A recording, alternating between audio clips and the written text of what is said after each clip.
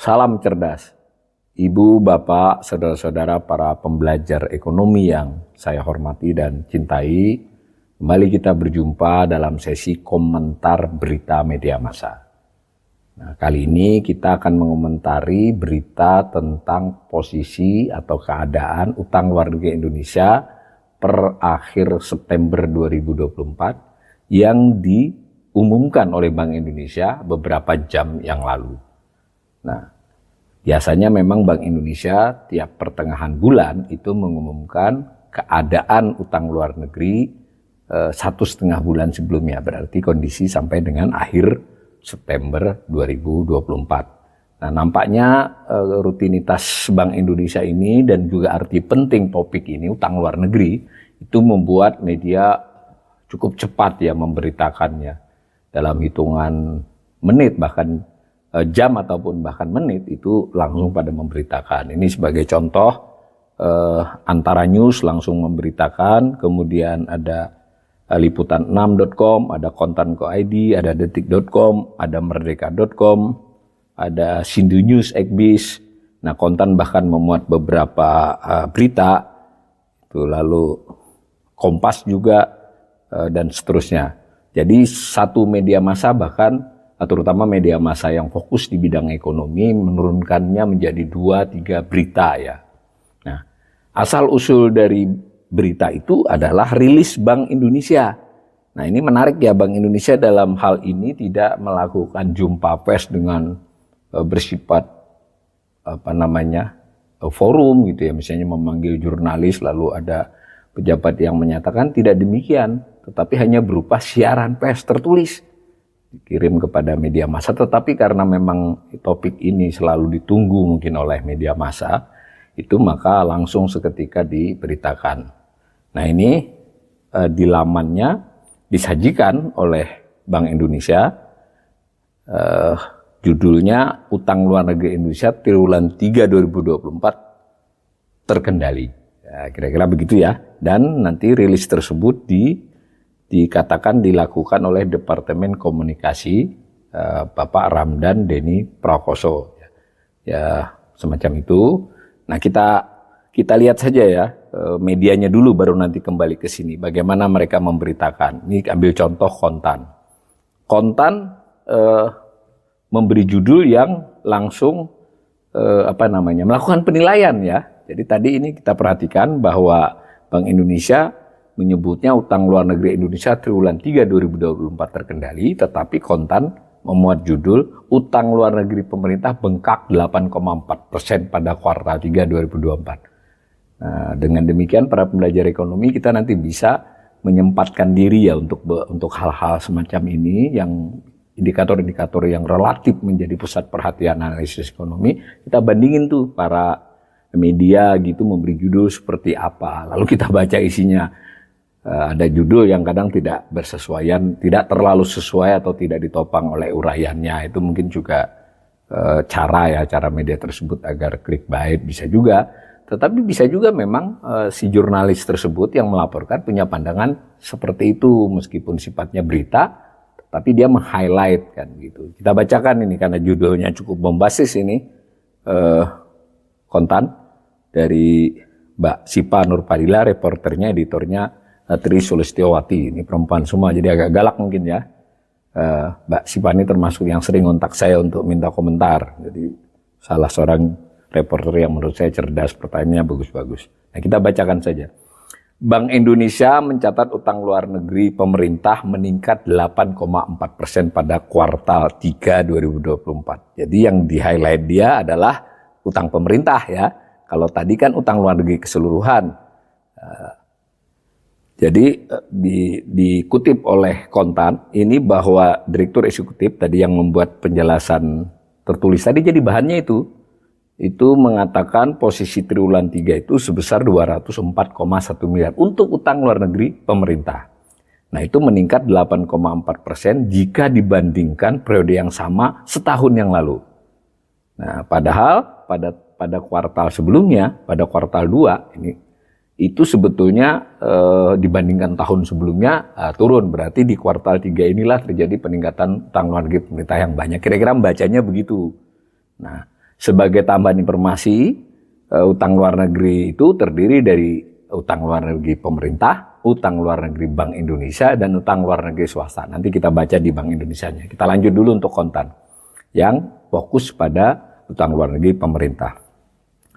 Nah, diberitakan oleh kontan mengutip Pak Ramdan tadi, perkembangan ULN utang luar negeri ya, dipengaruhi oleh penarikan pinjam luar negeri dan peningkatan aliran masuk modal asing pada surat berharga negara. Jadi berarti ada arus masuk yang cukup besar pada loan, pinjaman. Pinjaman itu bersifat langsung ya, entah dari negara lain, entah dari bank sentral lain, entah dari swasta, entah dari konsorsium asing.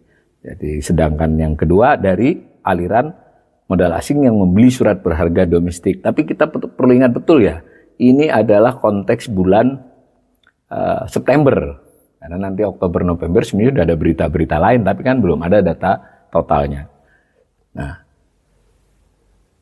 BI sendiri dikutip oleh kontan, itu Pak Ramdan tadi sebagai orang BI, itu mengatakan hal itu karena terjaganya kepercayaan investor terhadap prospek perekonomian Indonesia. Nah, dia katakan juga pemerintah terus berkomitmen untuk menjaga kredibilitas dan memenuhi kewajiban pembayaran pokok dan bunga utang secara tepat waktu. Jadi Bank Indonesia melihatnya ini adalah justru karena kepercayaan kredibilitas dan dikatakan akan selalu mengelola ULN secara prudent dan akuntabel. Seperti itu ya.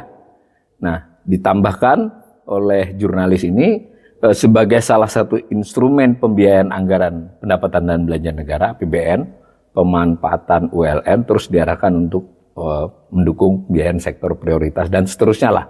Ini mengutip saja, lalu dikutip juga tentang Pak Ramdan menyebut sektor ekonomi yang dimanfaatkan untuk sektor apa saja dan seterusnya ya.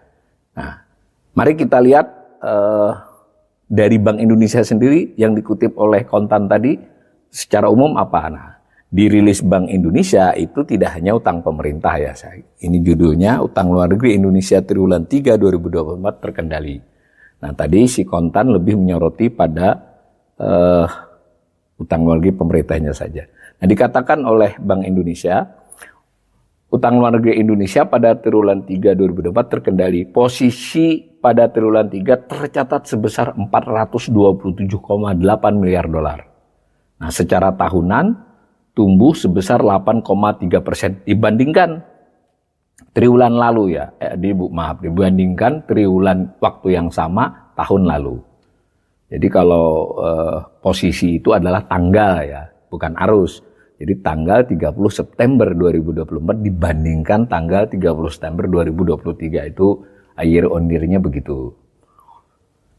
Nah, dikatakan oleh rilis ini bersumber dari pemerintah, ya sektor publik lah, yang juga dipengaruhi oleh faktor pelemahan mata uang dolar Amerika Serikat terhadap mayoritas mata uang global termasuk rupiah.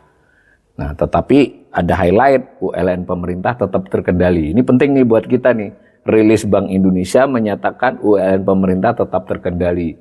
Jurnalis ada yang memberitakan ULN pemerintah membengkak. Nah, kita baca saja sebagai belajar, kita lihat angkanya nih, lalu kita juga bisa melakukan penilaian.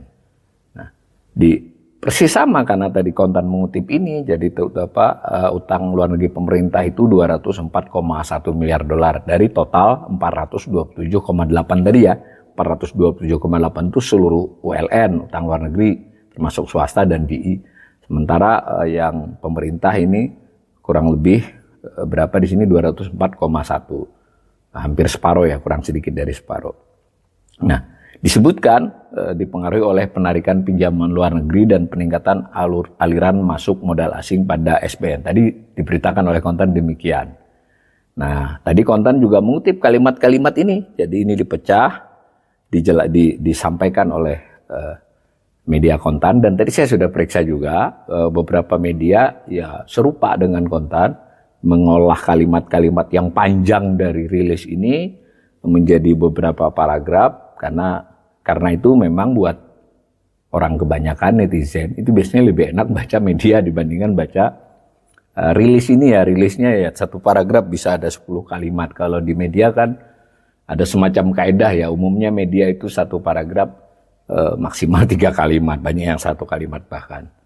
Nah, tetapi yang kita lihat juga, karena tadi ULN pemerintah sudah kita baca dari Kontan, itu di rilis Bank Indonesia ini ada juga informasi tentang ULN swasta. Jadi pemerintah meningkat, ULN swasta justru menurun dalam konteks dibandingkan triwulan yang sama tahun lalu, turun 0,6% ya, kontraksi namanya, minus berarti. Dia lebih rendah daripada 30 September 2023. Nah, bulan lalu juga, triwulan 2 berarti akhir Juni, itu juga tumbuhnya tipis ya, 0,02. Jadi ini ada perkembangan menarik di mana ULN swasta ini mengalami pelandaian, stagnan atau bahkan sedikit menurun.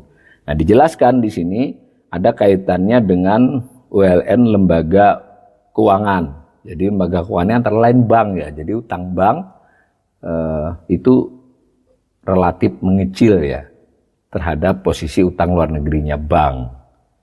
Nah, dijelaskan demikian. Kemudian di paragraf lain Bank Indonesia menyatakan bahwa struktur ULN, struktur itu berarti terkait tadi ada utang luar negeri terdiri dari utang luar negeri pemerintah, cuma dia tidak sebut utang luar negeri BI ini. Ini mungkin juga highlight ini buat para wartawan, para jurnalis. Ini yang Bank Indonesia tidak di highlight gitu, utang Bank Indonesia, hanya utang pemerintah. Nah, itu struktur namanya. Struktur juga jika dilihat dari sisi negara pemberi utang siapa saja. Struktur juga ketika dikaitkan dengan mata uang apa saja utang luar negeri itu. Karena kan utang luar negeri itu adalah utang kepada pihak asing, bahkan ada yang rupiah denominasi. Jadi utang dinyatakan dalam mata uang apa, tapi kepada pihak asing tetap disebut utang luar negeri. Nah, kemudian juga disebut sehat ini ada argumen yang kira-kira terutama sekali adalah rasio ULN atas PDB. Hati-hati ini ya, di banyak kesempatan netizen confuse ya, tercampur antara rasio utang pemerintah terhadap PDB dengan rasio utang luar negeri terhadap PDB. Itu beda ya. Beda yang pertama adalah karena bedanya adalah pada definisi ULN dan utang pemerintah. Utang pemerintah itu utang luar negeri itu ada utang pemerintahnya, ada utang swastanya. Dan utang pemerintah tidak hanya utang luar negeri, ada utang domestiknya juga. Jadi dia beririsan tapi tidak sama.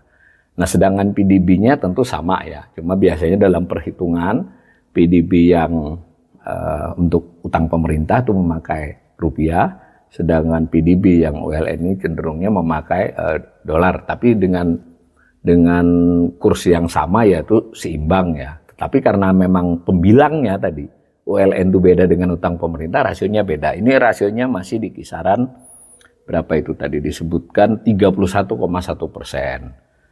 Nah, nampaknya tidak banyak yang memberitakan atau mengomentari itu atau belum. Biasanya kan media itu ini memberitakan dulu rilisnya, besok mungkin ada tanggapan dari para pengamat. Nggak tahu ini sampai jam ini belum ada yang nanya saya. Nah, itu sebenarnya 31,1 itu cukup tinggi ya, karena best practices yang umum diterima untuk utang luar negeri itu 25% misal, tapi kan kita tidak ke situ.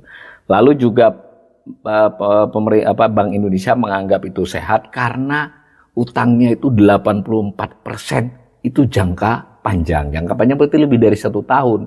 Jadi hanya 16% yang jangka pendek. Tapi ini sama ya sebenarnya, sayangnya Bank Indonesia tidak merinci, hanya merinci 2 saja. Jangka panjang lebih dari 1 tahun, lebih dari 1 tahun bisa dilihat dari sisi asal utang maupun dari sisi maturitas ya. Jadi dia dulunya jangka panjang tapi sisanya tinggal dilunasi setahun itu masuk jangka pendek. Jadi ada dua data dalam hal ini. Semua dipakai oleh Bank Indonesia. Tetapi tidak ada info tentang utang 2 tahun, 3 tahun kan begitu. Ada hanya setahun dan lebih dari setahun.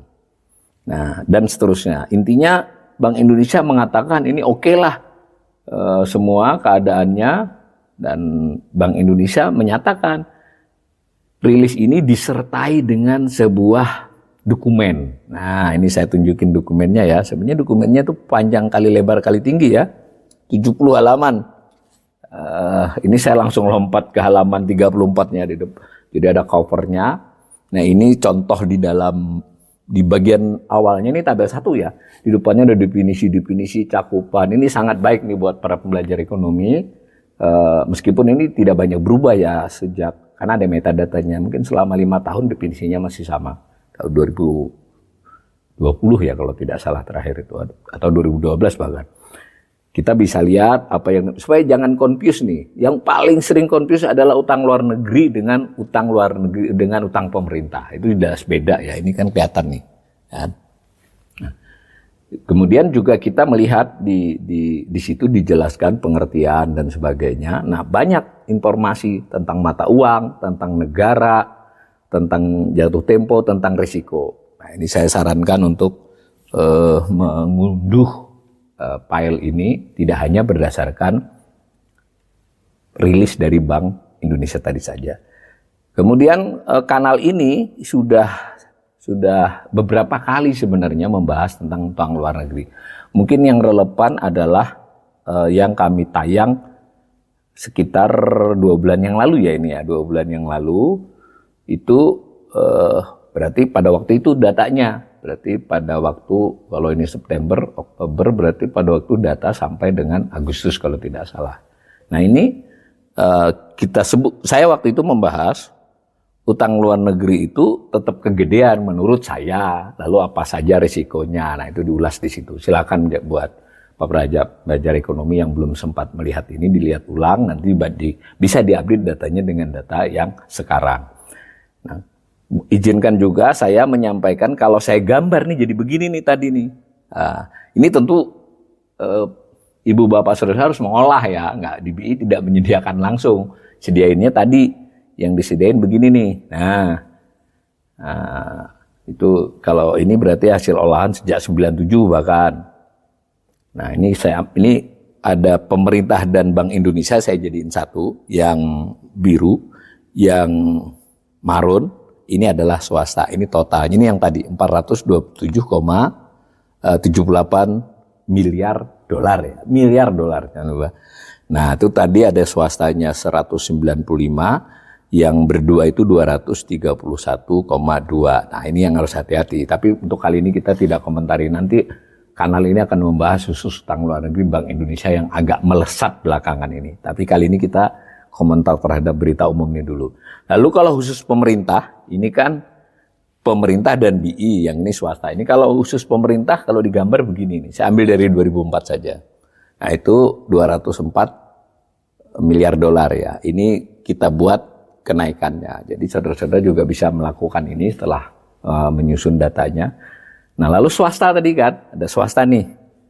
Nah yang ingin saya informasikan, banyak yang kurang tahu masih bahwa di antara swasta itu adalah BUMN. Jadi badan usaha milik negara itu bukan dicatat sebagai utang luar negeri pemerintah, tetapi utang luar negeri swasta. Dan nilainya cukup besar, 45,78 miliar dari berapa? 195 ya, 196 lah dibulatkan per September ini. Ini 23,41%, ya 1/4 kurang sedikit. Sempat mencapai 30%. Di masa-masa lalu sebelum Pak Jokowi itu rendah. Jadi BUMN ini makin banyak memiliki utang luar negeri. Ini mungkin bisa menjadi pembahasan sendiri. Nah demikian ya, kita tutup ulasan berita ini bahwa hari ini ada rilis dari Bank Indonesia tentang kondisi utang luar negeri Indonesia. Nah, rilisnya hanya 1 paragraf, tetapi dilampiri oleh dokumen sekitar 70 halaman. Nah, bahkan dilampiri juga kalau kita mau ada database-nya. Nah, kemudian jurnalis, media massa, termasuk yang besar-besar ya, yang mainstream sudah memberitakannya. Tetapi berita hingga tadi masih bersifat straight artinya hanya mengutip. Nah, biasanya besok atau mulai malam nanti jurnalisnya beberapa media yang khusus ekonomi itu menggali pandangan-pandangan atau mengulas lagi. Nah kita tadi sudah bantu, cara saya melihat seperti itu. Mudah-mudahan kanal ini akan terus menginformasikan berita-berita indikator utama ekonomi Indonesia terkini dengan sekaligus memberikan komentar-komentar ringan. Sedangkan komentar yang lebih mendalam, kami nyebutnya asesmen atau akan kami adakan juga. Lalu jika kami menganggap topik itu sangat menarik dan perlu diketahui lebih luas, kami biasanya melakukan webinar di setiap hari Selasa. Demikian.